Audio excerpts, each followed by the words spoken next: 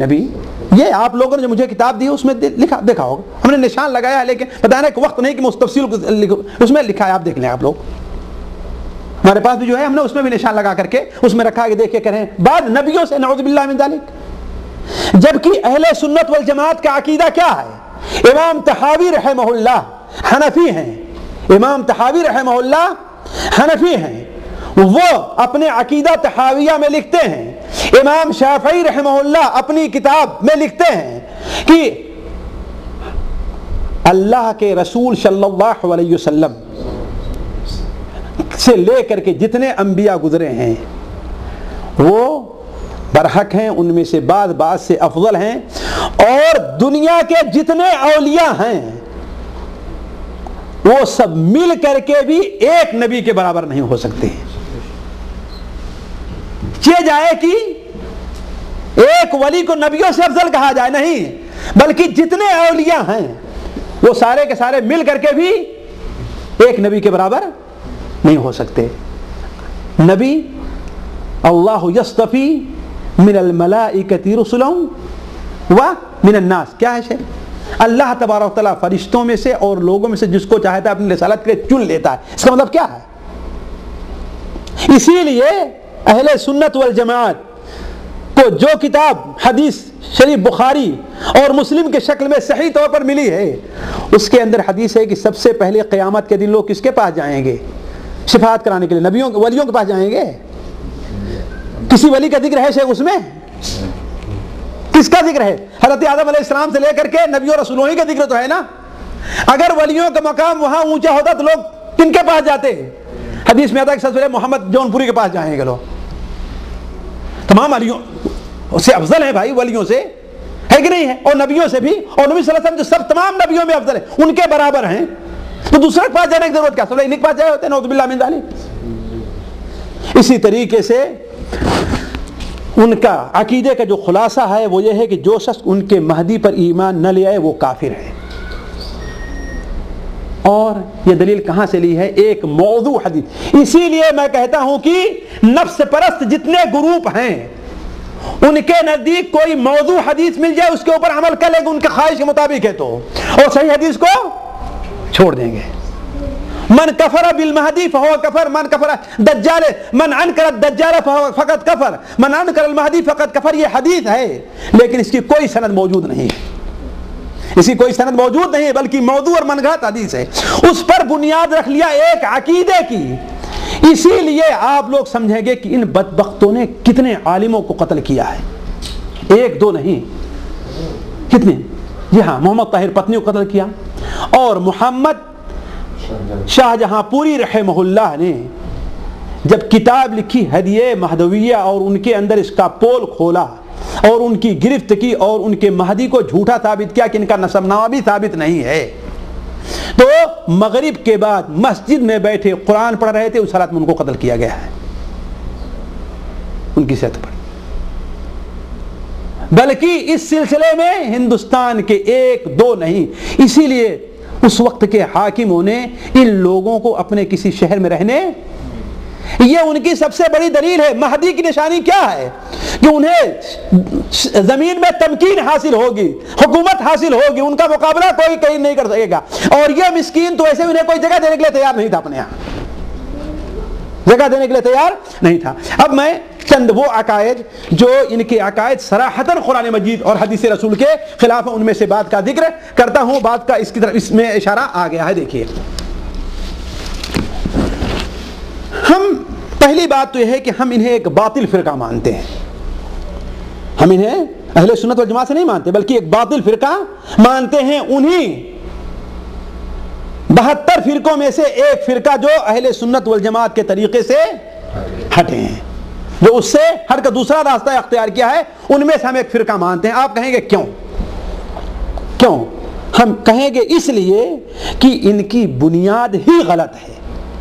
انہوں نے اصل فرقے بنیاد مہدویت پر رکھی ہے نا, ان کی بنیاد ہی غلط ہے. کسی قرآن مجید کی کسی آیت اور کسی حدیث سے وہ ثابت نہیں ہوتا. مثال میں دوں, ایک آیت جس سے وہ دلیل پکڑتے ہیں, بہت سی آیتوں سے دلیل لیتے ہیں. ایک آیت ہے اللہ تعالی ارشاد فرماتا افمن کان علی بینۃ من ربہ ویتلوہ شاہد منہ ومن قبلہ کتاب موسیٰ اماما ورحمہ اولئک یؤمنون بہ ومن یکفر بہ من الاحزاب فالنار موعدہ. اس دلیل کو پیش کرتے ہیں اپنے مہدی کے حق ہونے پر. ترجمہ کیا ہے؟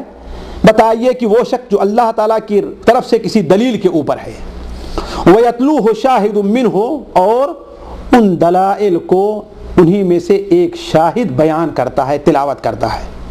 وَمِن قَبْلِهِ, اور اس شاہد سے پہلے حضرت موسیٰ علیہ السلام پر ایک کتاب امام اور رحمت کے طور پر نازل ہو چکی ہے. یہی لوگ ہیں جو اس کے اوپر ایمان لے آ رہے ہیں, اور جن جماعت کے لوگ اس سے کفر کریں گے ان کا ٹھکانہ جہنم ہے. وہ کہتے ہیں کہ وَيَتْلُوهُ شَاهِدٌ مِّنْهُ سے مہدی مراد ہے, جبکہ تفسیر ابن کثیر ظاہر بات ہے کسی ہندوستان کے عالم نے نہیں لکھی ہے نا, کہ کہا جائے ہاں بھائی مہدی کی مخالفت میں لکھی ہے نا, ہے کہ نہیں؟ کہاں کے عالم ہے یہ؟ دمشق کے ہیں, دمشقی ہے نا. اچھا, انہیں پر دیکھ لیجئے. بلکہ حضرت عبداللہ ابن عباس مجاہد ان لوگوں کا فرمان لے لیے. امام ابن کثیر لکھتے ہیں کہ اس میں مفسرین کے 3 قول ہیں, ذرا دیکھیں گے. ایک قول ہے کہ وَيَتْلُوهُ شَاهِدٌ مِّنْهُ سے افمن کان علی بینۃ من ربہ, وہ شخص جو اپنے رب کی طرف سے دلیل پر ہو, اس سے مراد اللہ کے رسول صلی اللہ علیہ وسلم ہے. وشاہد ویتلوہ, اور اسے تلاوت کر کے پیش کرتا, اس سے مراد جبرائیل ہے.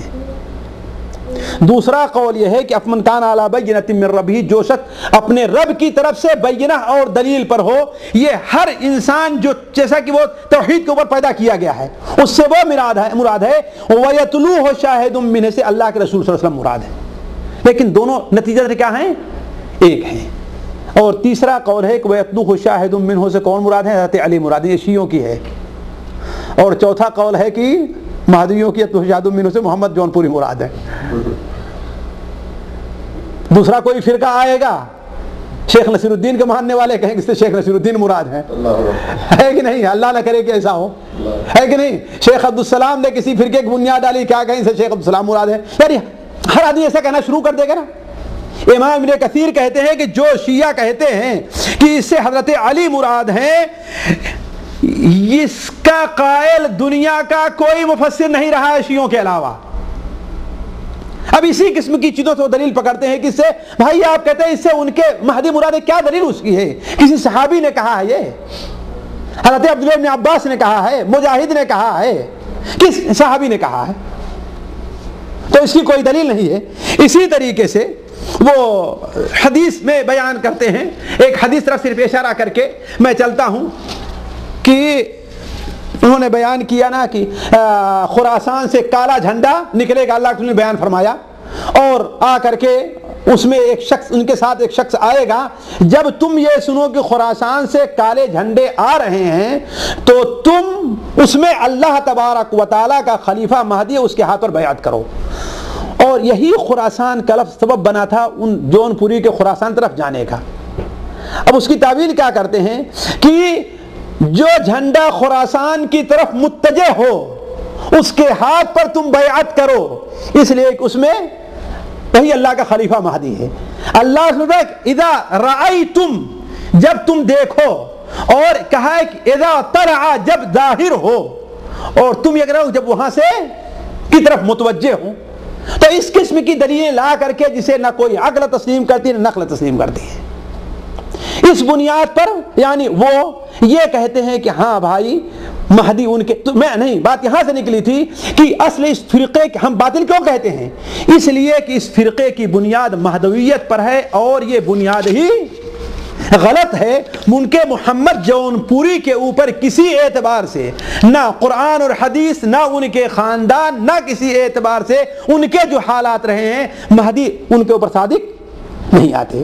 دوسری چیز یہ ہے کہ ان کا ایک عقیدہ یہ ہے جس کے اوپر رکھا ہے, بلکہ 7 اصول جو ہیں ان میں سے ایک اصول یہ ہے کہ ہر انسان کے, مسلمان کے لیے ضروری کہ اللہ تعالیٰ کا دیدار کرے, ضروری ہے. میں تھوڑی سی وضاحت کرتا ہوں. کیا عقیدہ ہے؟ آپ لوگ جو پڑھے ہوں گے ان کی کتابیں, ان میں یہ چیز پائی جا رہی ہے کہ ہر مسلمان کے لیے ضروری ہے کہ اللہ تعالیٰ کا دیدار کرے. سب سے اعلیٰ مقام یہ ہے کہ دیدار کرے ان آنکھوں سے, زندگی میں, دنیا میں.